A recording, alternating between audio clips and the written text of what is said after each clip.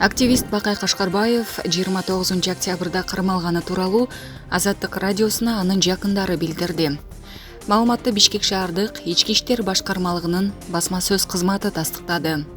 Ал кылмыш жаза кодексинин жазык 344 беренесиндеги кылмыш жасалгандыгы жөнүндө билип туруп жалган билдирүү жасоо 355 беренесиндеги бийлик өкүлүнө карата коркутуу пункттары, жоруктар тууралуу кодекстин 119 беренеси майда бейбаштыкка шек саналууда. Соттук лингвистикалык экспертиза дайындалып, Кашкарбаев милициянын убактылуу кармоочу жайына киргизилген. Тергөө уланууда. Кашкарбаев өзүн элди көзөмөл деп аталган кыймылдын башчысы 2020 жылдагы саясий окуяларда азыркы президент Садыр Жапаровдун жигердүү тарапташы катары таанылган. Башкы прокуратура анын социалдык тармактагы баракчасына бийлик өкүлүн коркутканы же ага карата зомбулук көрсөткөнү чагылдырылган видео тасмалар жарыяланган үчүн январда кылмыш иши козголгону кабарлаган. Кийинчерээк айыл суу чарба жана аймактарды өнүктүрүү министрине коомдук кеңешчи болгон. Массалык уулануу. Империя пицца кафе түйүндөрү иштей баштады. Империя пицца кафе түйүндөрү Бишкек шаарында жана Чүй облусунда ишенимдүүлүгүн жүргүзө баштады.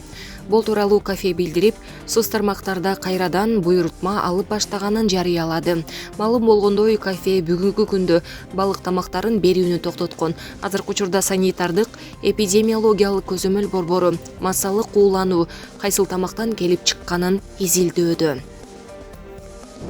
Кече 29 октябрда аскердик жана аскердик техникалык кызматташтыктын алкагында Россия Кыргызстандын куралдуу күчтөрүнүн аскердик клиникасы үчүн медициналык жабдуулар менен арктехника берди. Бул тууралуу өлкөнүн коргоо министрлигинин маалымат кызматы билдирди.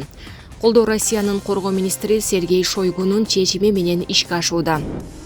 Улуттук коопсуздук боюнча мамлекеттик комитеттин төрагасы Камчыбек Ташиев Алай райондук бөлүмүнүн жаңы имаратынын ачылышында Кыргызстандын бюджети кумтөрдүн аркасы менен профицитке ээ болгонун билдирди. Кумтөр болжол менен 2 айда 90 миллион доллар киреше тапкан. Өзүңөр билесиңер, биз былтыр октябрь айында бийликке келгенибизде айлыкты социалдык жөлөк болду. Эч нерсени төлөй алышпайт деп айтышкан болчу. Андай болгон жок. Бардык бюджеттик көрсөтмөлөр жабылды. Андан сырткары бюджеттин профицити 564 миллион сомду түздү. Башкача айтканда, бул кошумча акча. Эгер өткөн жылдын бюджети 162 миллиард сом болсо, буюрса келерки жылы бюджетти 220 миллиард сом менен жабабыз. Айлыктар, социалдык чөлөк пулдар да көбөйүүдө. Аскер кызматкерлеринин маянасы 50%, ички аскерлердин маянасы 40%. Социалдык төлөмдөр 2000 сомдон 4000 сомго көтөрүлүп, ал эми 4000 сом алгандар октябрдан тарта 6000 сом алгандар 1 январдан тарта 8000 сомдон ала башташат, деди Ташиев.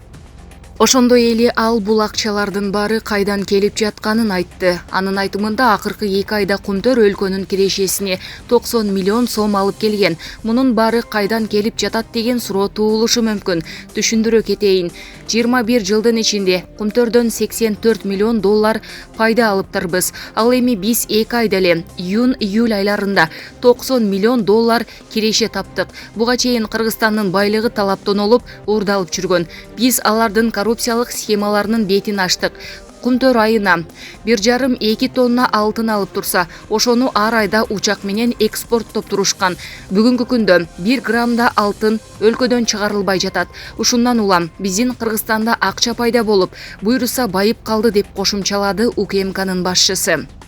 Ал ошондой эле кумтөрдөн тышкары башка токен компанияларында коррупциялык иштердин бети ачылып жатканын баса белгиледи.